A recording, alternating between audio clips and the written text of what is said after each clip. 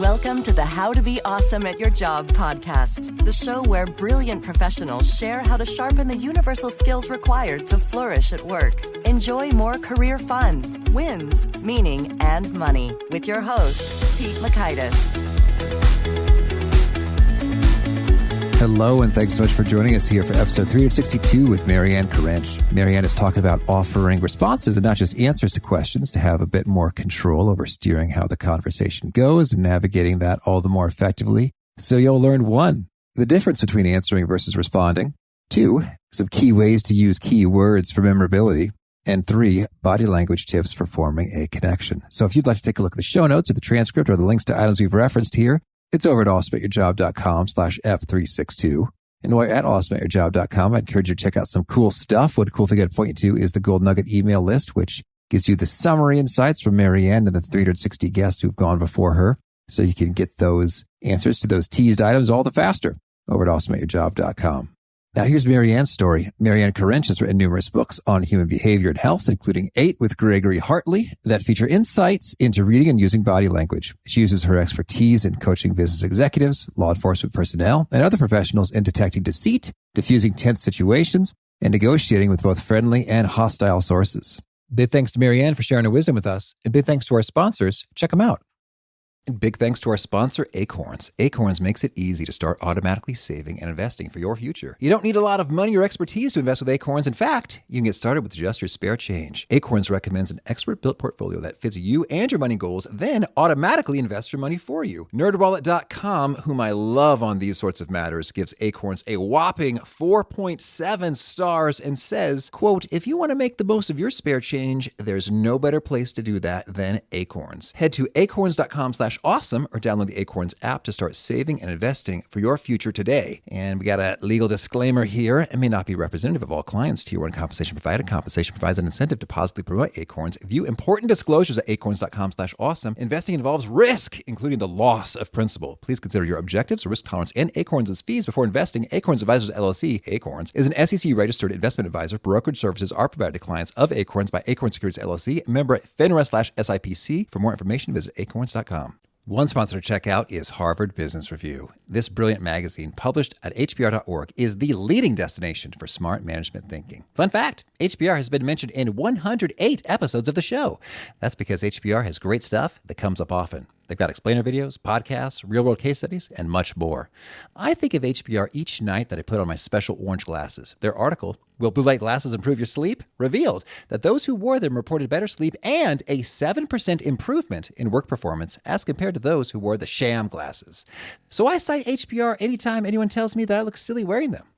Now, much of HBR's content is available for free when you sign up at their site. Subscriptions that get you unlimited content cost $10 a month. If you visit hbr.org/subscriptions and enter the promo code AWESOME, you can save 10% off of that subscription. Again, to save 10% off of your HBR subscription, go to www.hbr.org/subscriptions and enter the promo code AWESOME. Now, here's Maryann. Maryann, thanks so much for joining us here on the How to Be Awesome at Your Job podcast. My pleasure, Pete. Well, I'd like to get started by hearing a little bit about your history in the theater. Oh, my. Well, I was a shy child, and I thought, I can't go through life like this. So I took a summer theater class when I was 13, and I loved it. And interestingly enough, I didn't know until years later when I started studying human behavior and body language that was my introduction to learning body language. I learned how to pretend to be an extrovert. And I learned how to pretend to keep control of myself when I was really just sweating and falling apart. So that was an interesting introduction. And I ended up studying that in college and in graduate school and then managing a theater and then leaving it. So there you go. Mm-hmm. Well, that's cool. Well, so tell me, do any particular lessons you've learned in the theater really kind of play out in your current work? Oh, absolutely. What I realized much, much later was that studying theater, it broadened my abilities to learn about people. I was much more observant about how people behaved, what they said, the meaning of things, the drama of a moment. And this applies all the time in business, of course. So I think I just got tuned in to people a whole lot more. And no matter what I ended up doing after that, I was drawing on lessons that I learned from the theater. I also really like theater people. They tend to be really fun to hang out with. That's been my experience as well. And just a bit more expressive and you might say out there, if you will, but I think I might be a little out there in terms of just expressing what's on my mind in a colorful way. Right, exactly. And there's everything right about that. Mm-hmm. Well, cool. Well, so tell us a little bit more about your book, Controlling the Conversation here. Well, that's all about solutions. Mm-hmm. Because people tend to just answer questions, and just kind of segueing into one thing I know you wanted to talk about was, what's wrong with just answering a question? Mm-hmm. What's wrong is that you surrender control in the conversation, at least temporarily, to the person who's asking the question. Then if all you do is address the topic that the questioner has proposed, then all you're doing is ceding control. And instead, if you respond to the question, if you take that question and say, maybe it's a what question, and you say, I really need to give more information than just what. I need to give a why. I need to give who. I need to give a timeline. By responding to the question, by weaving in those other things, you take control. That was the impetus behind this book. My co-author, Jim Pyle, has a daughter, and his daughter, Megan, wanted to do a commercial. She's a young horsewoman, and she had an opportunity to do a commercial that involved riding her horse, except that the people who were doing the interview weren't asking her to ride a horse. They were asking her questions. Mm-hmm. And she came home and she didn't get it.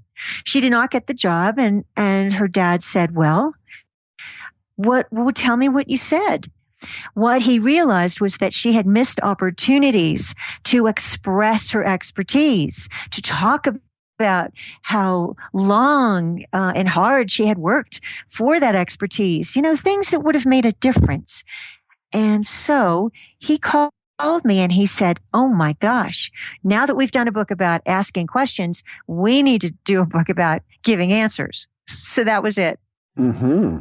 Okay, so we talk about ceding control. That's an interesting concept. And what times and places is it okay to cede control versus when do you very much want to be remaining in control? I like to remain in control. How about you, Pete? Well, I'm sure that's helpful. But I guess there are times where if you're always in control, then you could sort of, rankle the feathers of your collaborators. I know. It's not as if you're in control of every situation or every conversation, but it's a matter of not letting go of control when you really need to have it. So that's the point. There are a lot of times when we just want to sit back and listen and let somebody else do all the talking. That's fine. That's great. But there are other times when it's really important for us to know that we are steering the conversation towards certain information, towards certain revelations, and making sure that whatever is most relevant in terms of us accomplishing a goal, that we get there. Mm-hmm. Yeah, you draw a bit of a distinction here when it comes to the questions. You respond with, you can give either an answer or a response. And can you unpack a little bit? What's the difference here? Sure. A response is multidimensional. Answering a question is just providing data. Who, what, when, where, why, how. Mm-hmm. But responding is kind of data plus. The response is energized with information. It's energized with direction and management. So you pack more power with a response. And you're generally a whole lot more colorful in responding rather than merely answering a question. Now, there are exceptions, but we can get to those later. Well, so let's do some maybe examples or role play here to get that all the clearer here. So let's say I were to ask you, hey, do you want to be at my podcast? So there's a question. And so what would an answer sound like versus a response? Yes, Pete, your podcast is fascinating because you have an audience that I love connecting with. It's been a long process for me to get to the point where I felt I knew enough to share with them. But now I'm there and I'm with you, and this is fun. Okay, so that sounds like a response. We got some layers there. Yeah. Versus the answer would just be like, yes. Yeah, the straight answer is yes. It's a yes or no question. It's a yes. Okay. Right. And so then let's unpack. So what are some of the advantages of providing that extra detail? The extra detail gives some more about the other subject areas. We call them areas of discovery. There are people, places, things, and time. And the more that you can weave in all four elements when you respond to a question, the more richness there is in the answer. You add more layers to the conversation. So instead of having a monodimensional just focus on data, you have a sense of person, you have a sense of place. You just have more of a richness of the information that you're exchanging. Mm-hmm. Okay. And so then I'm curious about, so if you're dealing with a person who's asking questions and wants to move fast, how do you sort of navigate those waters in terms of thinking about the trade-offs of, extra detail versus time? Right. Well, that's the model with a lot of the drive time radio that I do. You just have to be aware of the model that they have to do that. And responding in those situations means adhering to the rules of that game, that exchange, not game, but, the exchange of two people who are crimped, in terms of time. So you just give as much as you can in much fewer words. You just have to honor the moment. Mm-hmm. Gotcha. So then any other tips in terms of giving answers that are all the more compelling and helpful? Right. Well, pay attention to who's asking. It was fun spending a few minutes before the podcast getting to know you. I had a sense of your rhythm, and I think that helps a great deal. I try not to do any interviews or have any exchanges with somebody that I don't know anything about. Mm-hmm. It's, you lack the ability to have a real meaningful conversation. Understood. Okay, cool. So that's one tip, is to get some of that extra background and context for who's the person and what's going on there. What else? Well, the other thing is make sure that you don't make up anything. That's a really, really big deal. You never know in conversations like this if somebody's going to throw something from left field. If I don't know something, I need to tell you that because your audience trusts you and therefore they trust me.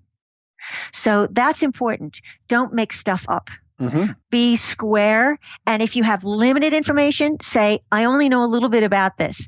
I only know, like a tiny, tiny bit about heart surgery. So please don't ask any more questions about it. Mm-hmm. Okay, very good. And you also recommend incorporating some keywords into your responses? Absolutely.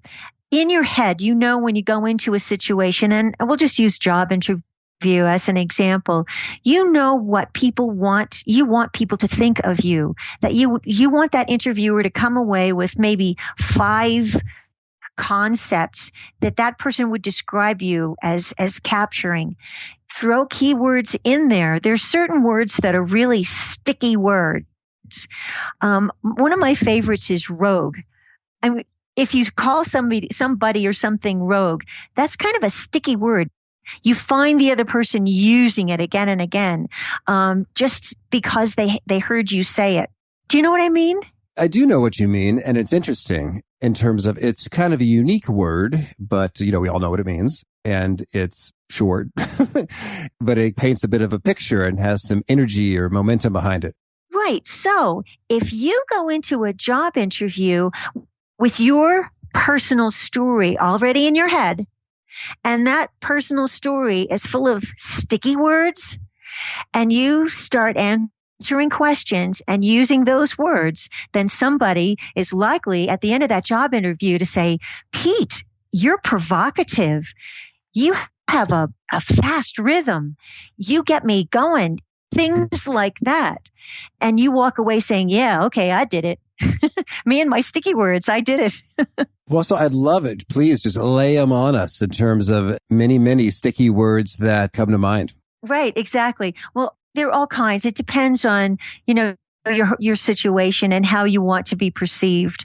But that's one thing that you can do to just get people to feed back to you what you really want them to know about you. Mm-hmm. Well, could you rattle off some extra sticky words here?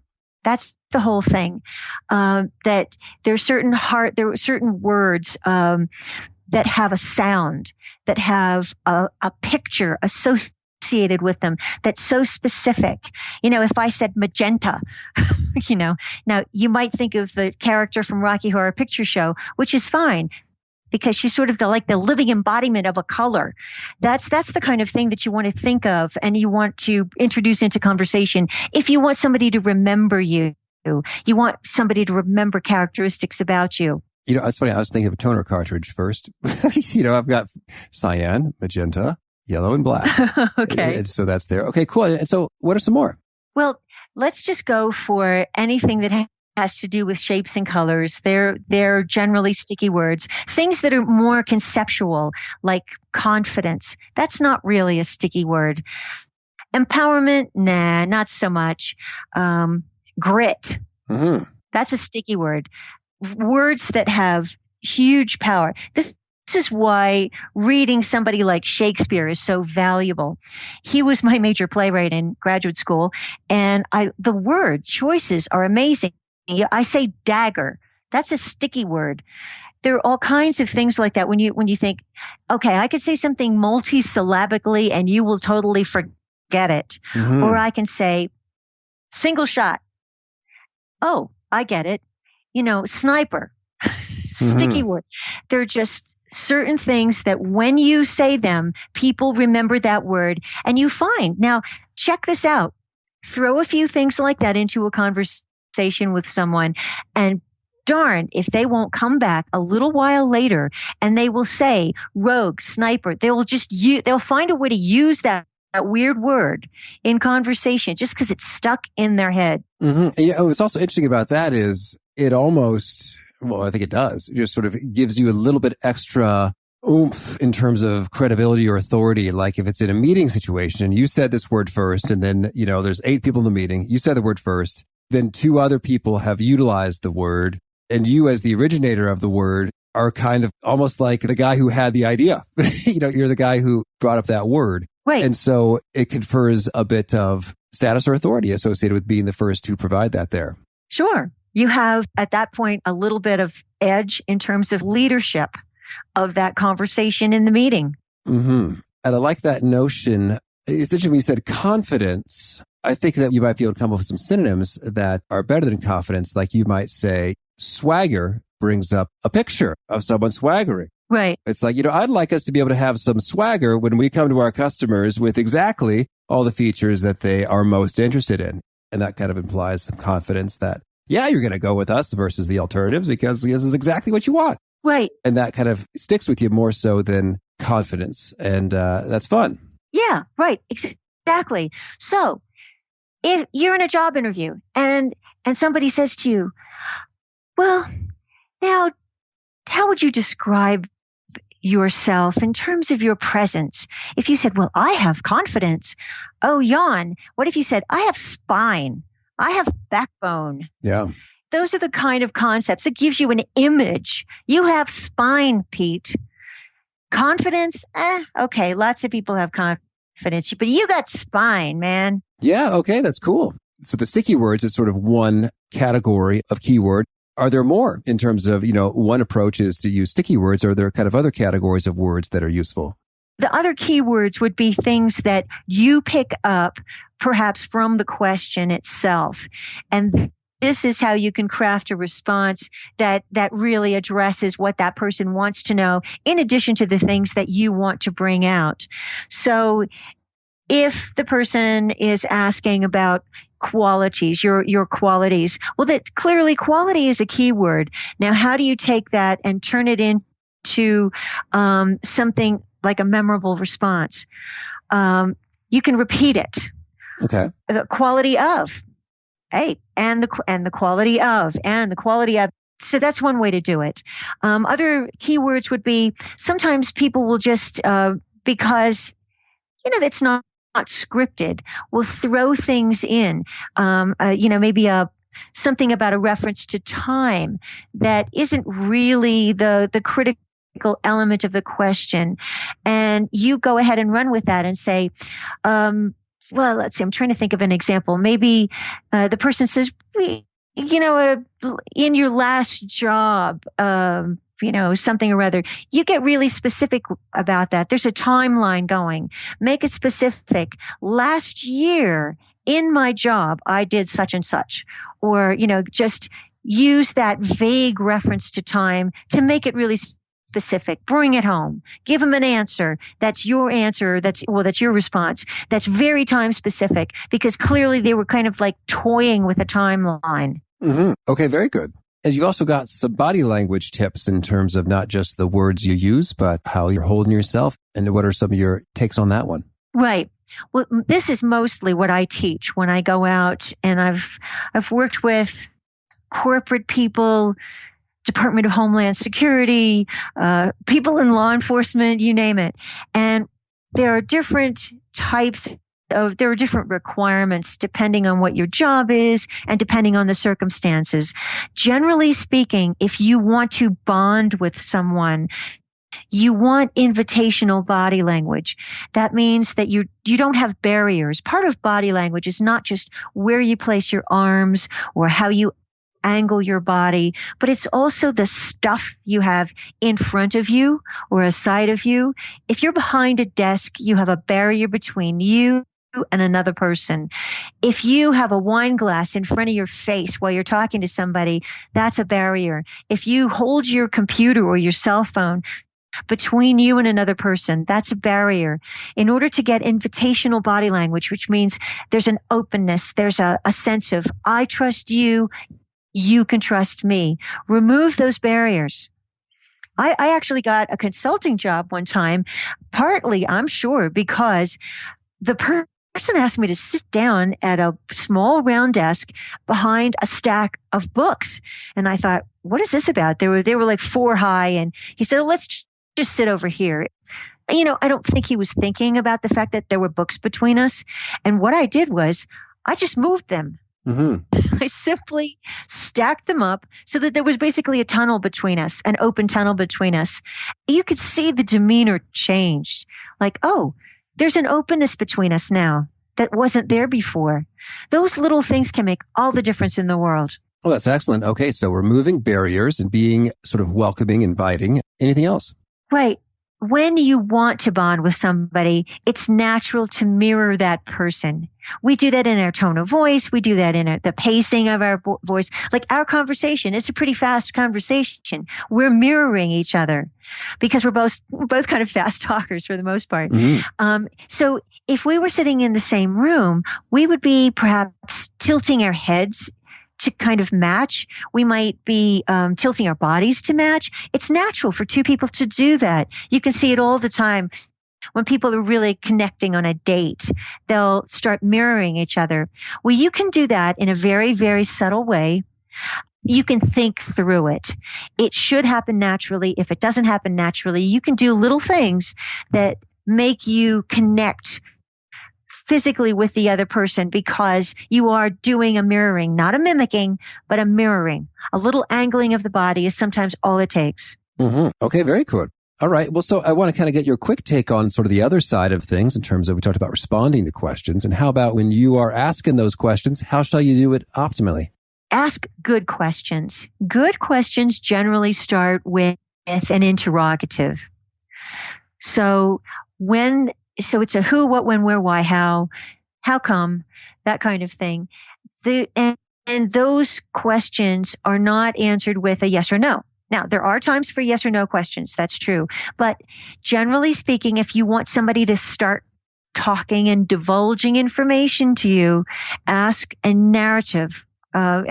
Use an interrogative so that you can ask what we call a narrative question, something that requires a narration in response. Mm-hmm. Okay, very good. What else? Well, if you ask a yes or no question, be prepared for a yes or no answer.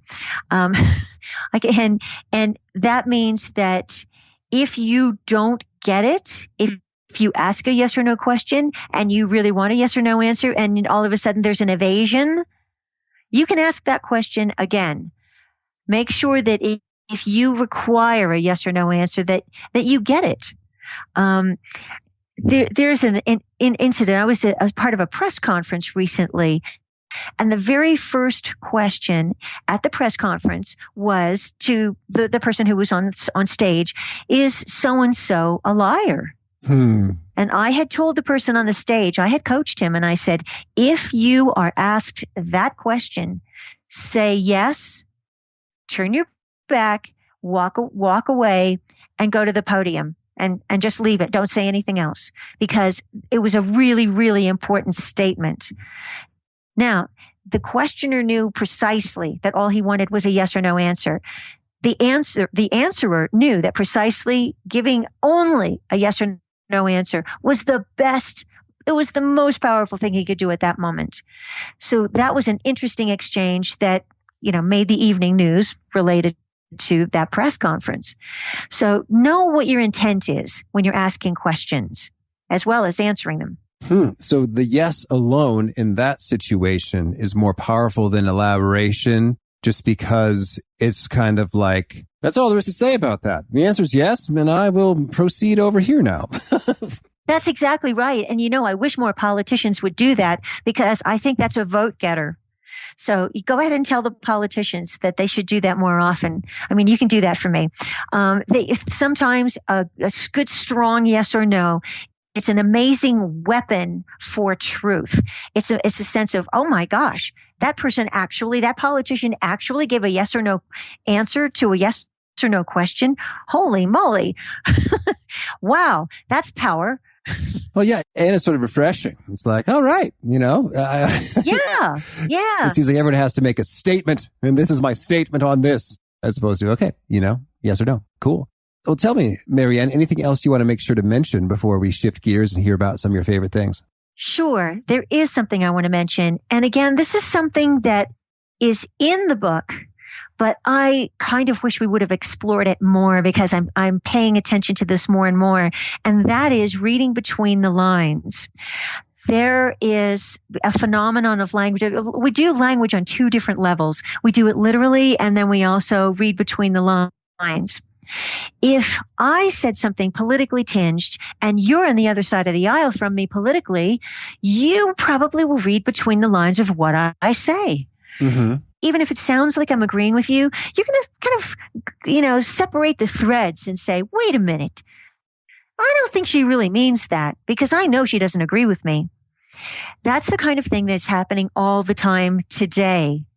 We are observing this to the point of distraction when it comes to people who don't agree, supposedly having conversations about key issues. They're each reading between the lines and getting absolutely nowhere. Mm-hmm. Absolutely. Thank you. That's an important issue to highlight there. Cool. Well, now can you share with us a favorite quote, something you find inspiring? A desire to succeed can strengthen you, but a fear of failure can immobilize you. Mm-hmm. Thank you. And how about a favorite study or experiment or bit of research? That's mine. That's my quote. I wrote that. Oh, it feels good. It's my favorite quote. Is that like so egotistical you can't put that out there?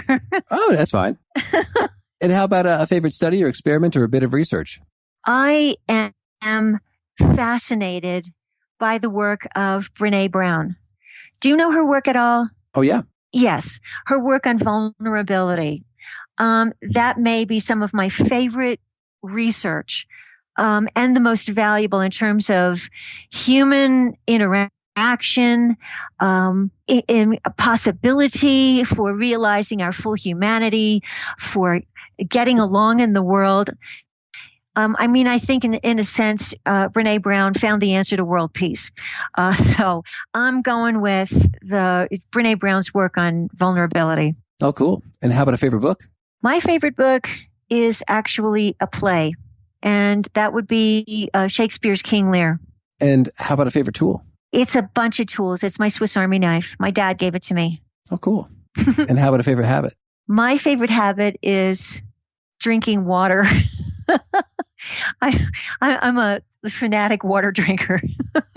It's good for you, you know? And how much water do you drink? Oh, I don't know. Well, I put fun things in it to flavor it. I put this stuff called Drip Drop in it and Emergency and all these things to balance my electrolytes. And so I don't know, I drink water all day long, bottles and bottles. Okay. And tell me, is there a particular nugget you share in your books and your writing that really seems to connect and resonate with folks? It gets them, retweeting and quoting you back to you?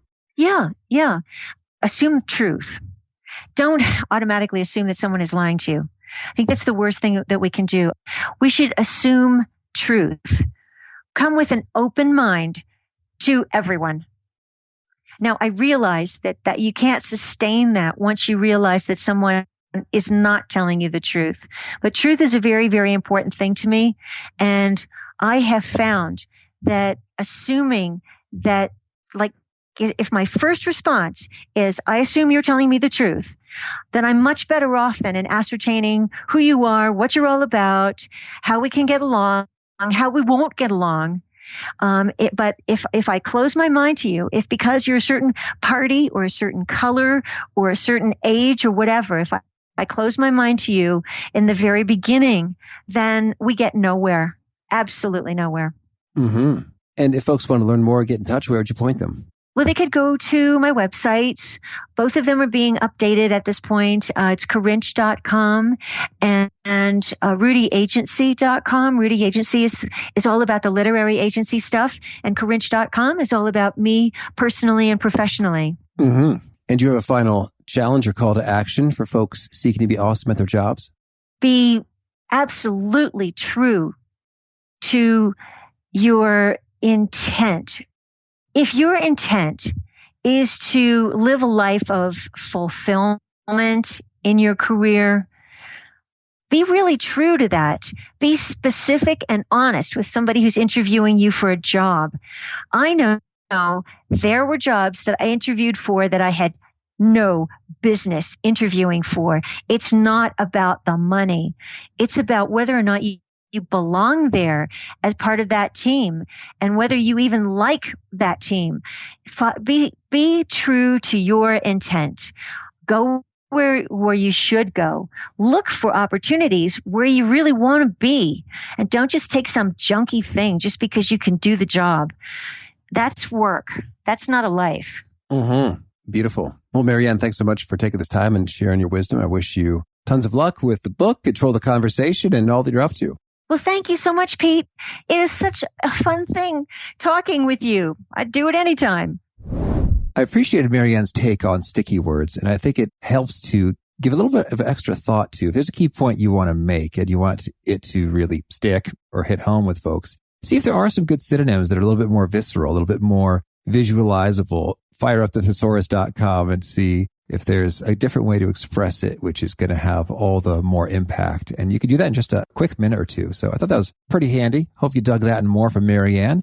Again, the show notes, transcripts, and links to items we've referenced are at awesomeatyourjob.com/F362.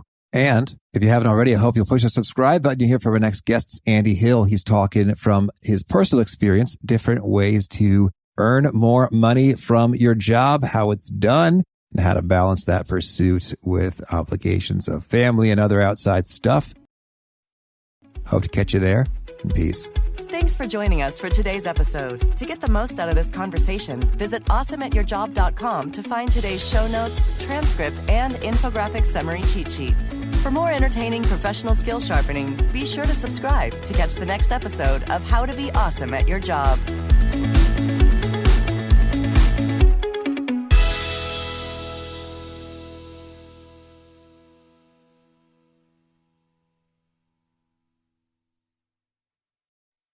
Look around. You can find cars like these on AutoTrader, like that car riding your tail.